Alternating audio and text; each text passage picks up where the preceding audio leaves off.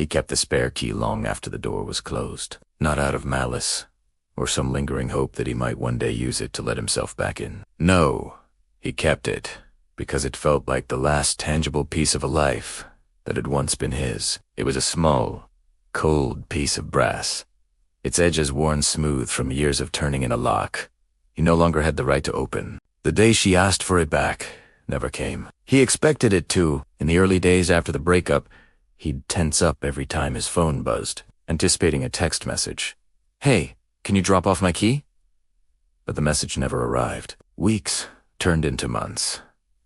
He moved to a new apartment, and the key moved with him, finding a home in a small ceramic dish on his dresser, alongside loose change and a few forgotten buttons. He remembered the day she gave it to him. It was a rainy Tuesday, and they'd just finished assembling a ridiculously complicated piece of furniture from a flat-packed box. They were laughing, covered in a light dusting of sawdust, and she had pulled the freshly cut key from her pocket. "For you," she'd said, her smile brighter than the weak afternoon light filtering through the window. "So this place always feels like your home, too." And it had. For 3 years, that key was a symbol of belonging, of shared mornings and late-night talks, of a future they were building together.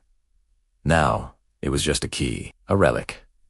Sometimes, he'd pick it up and trace the grooves with his thumb. He could almost feel the phantom weight of her hand in his, the memory of her laughter echoing in the quiet of his new, emptier apartment. He knew he should get rid of it, toss it in a drawer, or better yet, throw it into the river on his way to work. It would be the sensible thing to do, the final act of letting go. But he couldn't.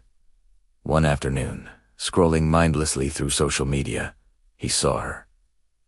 A picture from a friend of a friend. She was standing in front of that same door, the one his key used to open. But the door was a different color now, a cheerful, bright yellow instead of the familiar navy blue. And next to her was someone new, a man with his arm draped casually around her shoulders.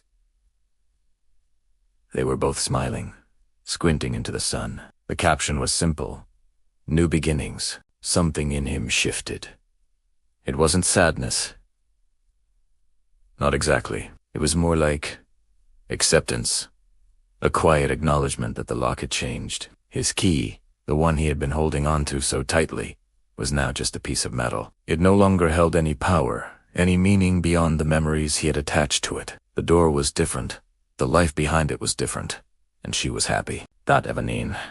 He walked to the bridge overlooking the city. The sun was setting, painting the sky in hues of orange and purple. He took the key from his pocket and held it in his palm one last time.